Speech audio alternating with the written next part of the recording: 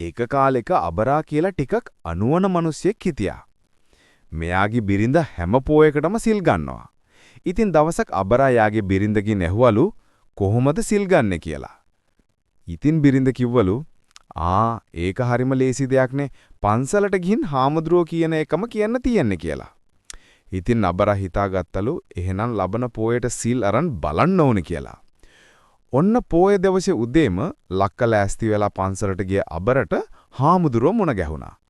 හාමුදුරුවෝ අබරාගෙන් ඇහුවා මොකද මේ කවදාවත් නැතුව පන්සලය කියලා.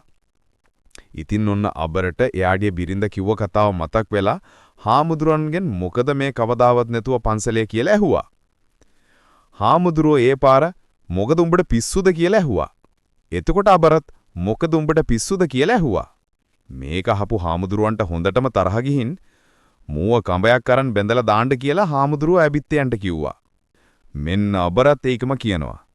දැන් නම් අනිත් අයටත් හොඳටම තරහයි. ඊට පස්සේ උපාසක මහත්තුරු ටිකත් ඇවිත් ඔක්කොම එකතු වෙලා අබරට හොඳටම ගහලා පන්සරෙන් පන්නා ගත්තා.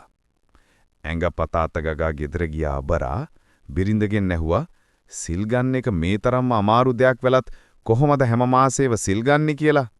මට මේ එක දවසක් සිල් අරගෙනත් මේ තරම්ම අමාරුයි කියලා සිදුවුණ හැමදේම බිරිඳට කිව්වා. සැමියාගේ අනුවණකම දන්න බිරිඳ බෙහෙත් තෙල් ගාලා අබරාට සාත්තු කළා. අබරා නොදන්න දෙයක් කරන්න ගිහින්නේ මේ තරම්ම ලොකු අමාරුවක වැටුනේ. ඉතින් අපි කවුරු හරි නොදන්න දෙයක් කරන්න ගිහින් අමාරුවේ වැටුණ අය ගැන කතා කරනකොට අපි මෙන්න මේ ප්‍රස්තාව පිරුළු යොදා ගන්නවා.